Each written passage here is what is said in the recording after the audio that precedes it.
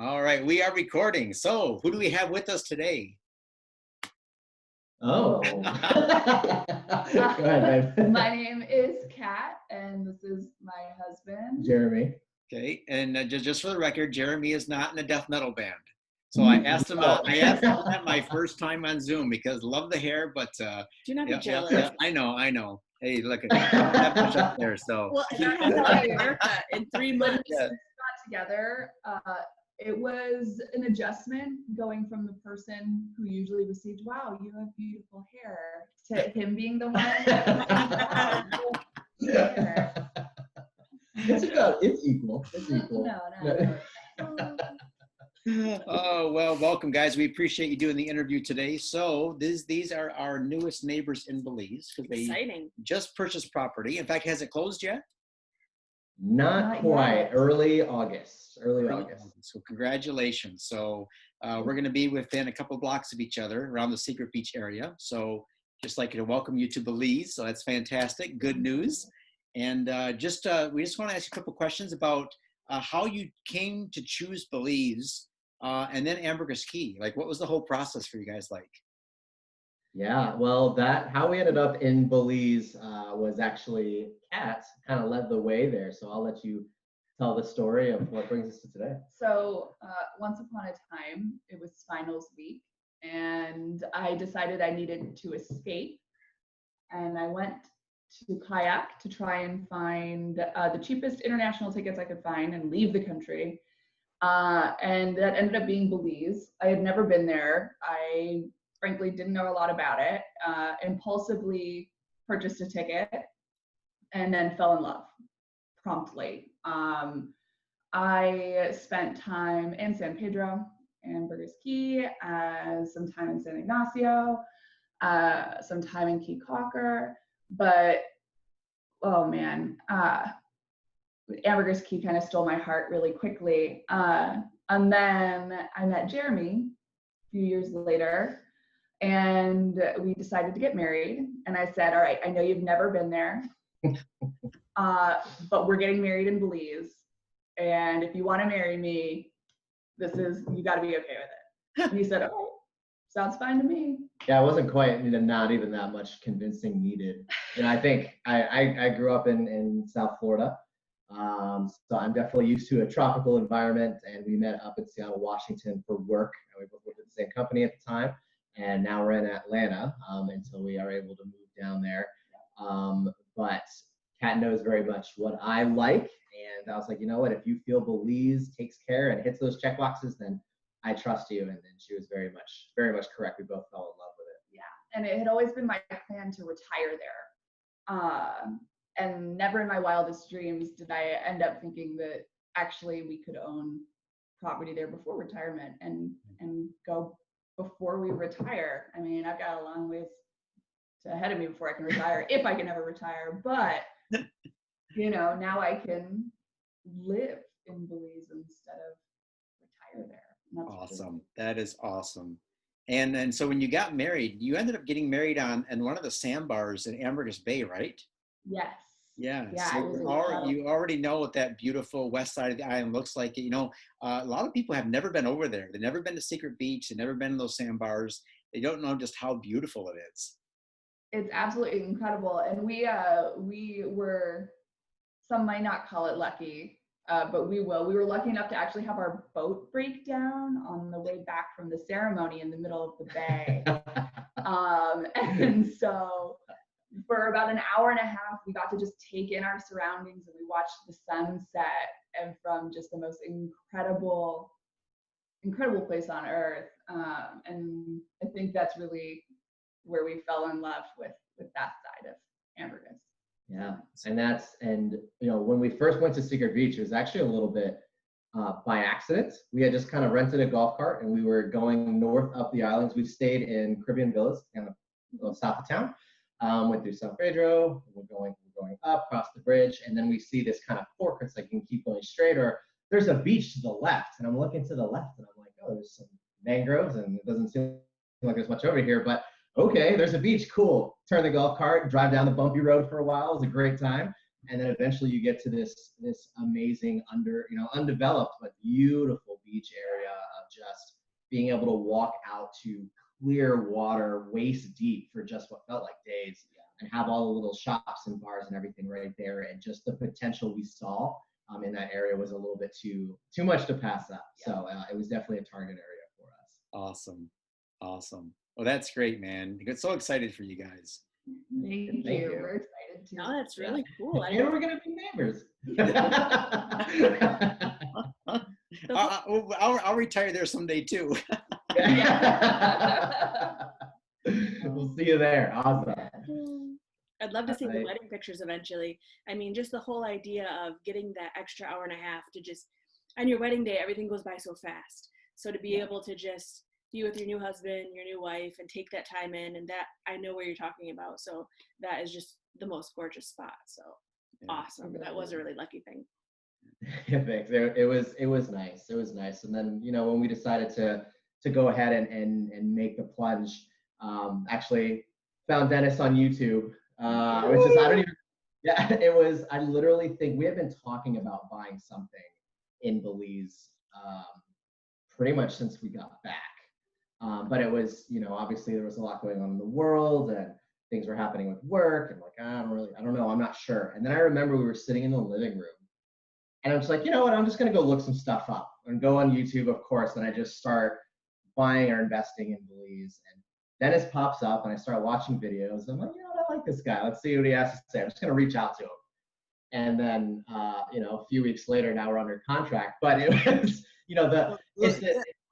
Ambergris is an island, and the one thing they can't make more of is land.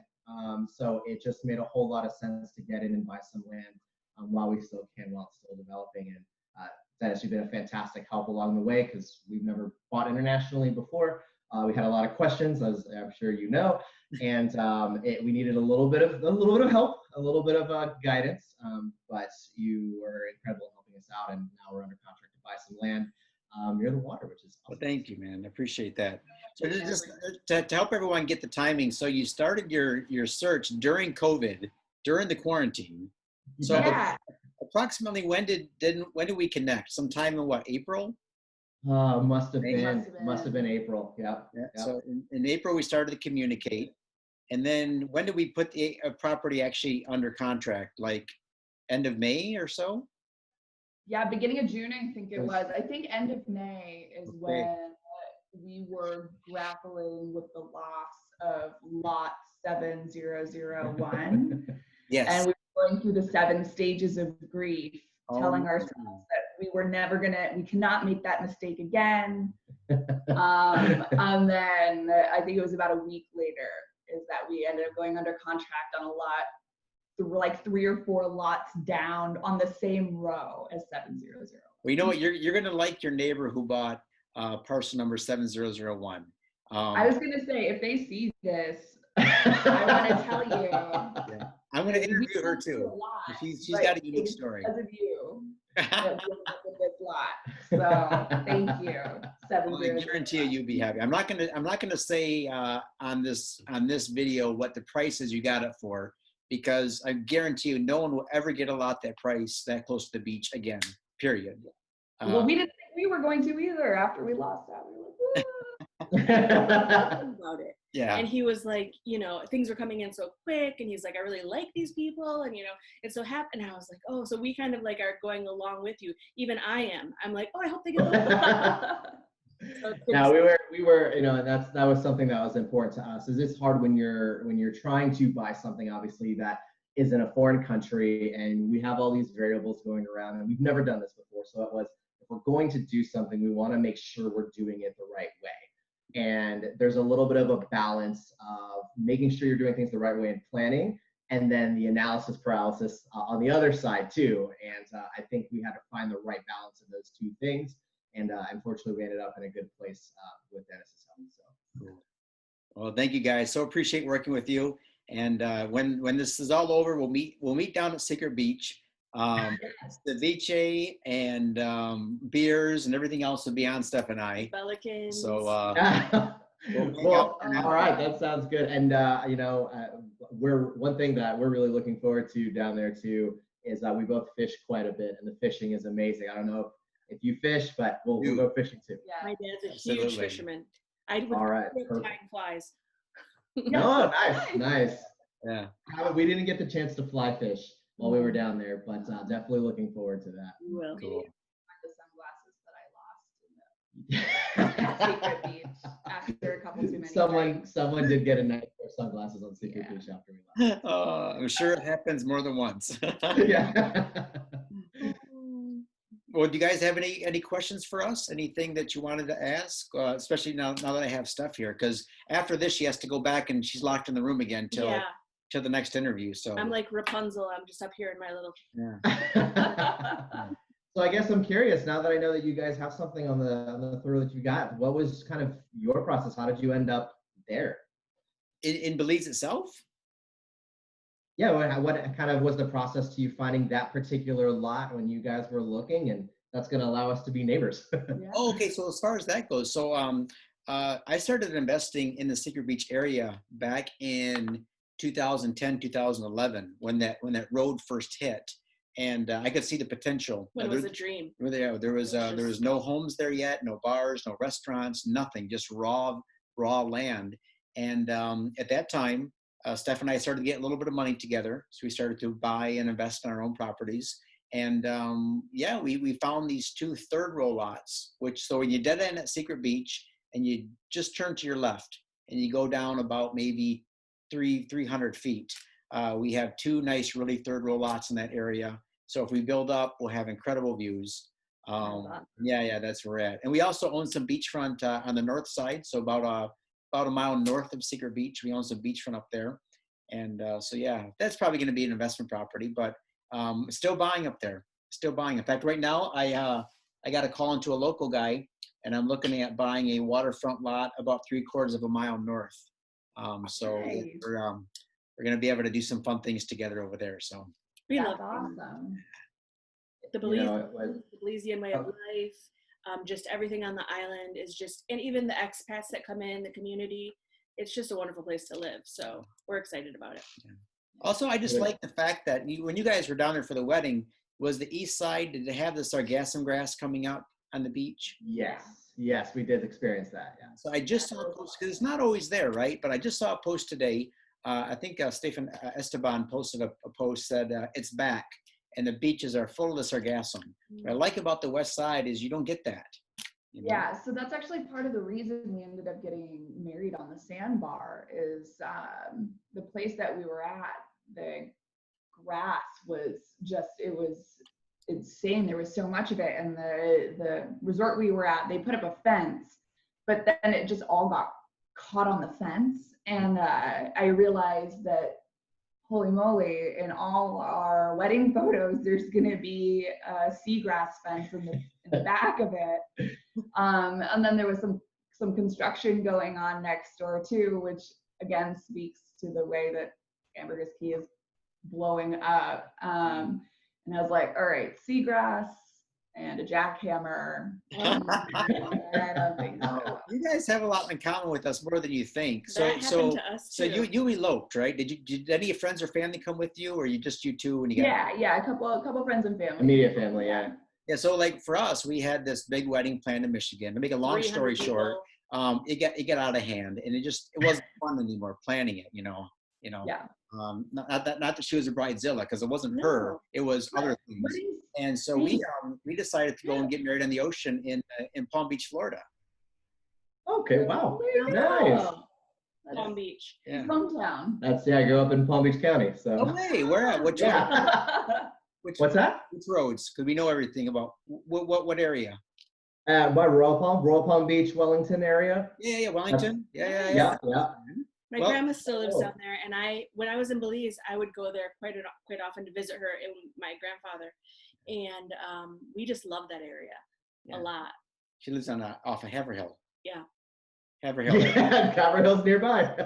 There you go. And then my uncle lives on One question. Palm Beach. Why are there so many pizza shops on Where? Ambergris?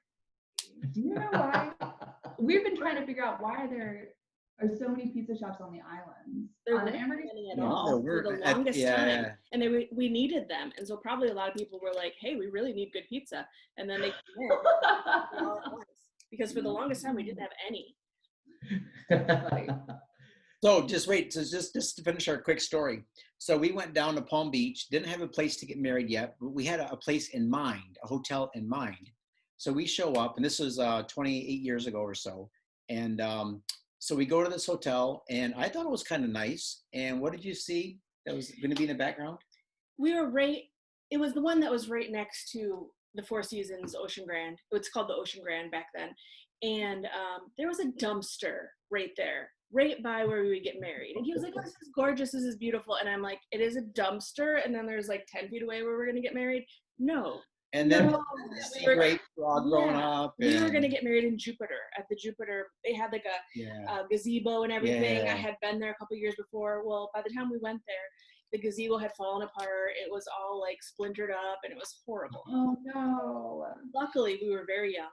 The people at the Four Seasons Ocean Grand, it was just the Ocean Grand back then, took pity on us, and we rented a ballroom, and then we were married in the ballroom, and we had all of our pictures taken on the beach right there.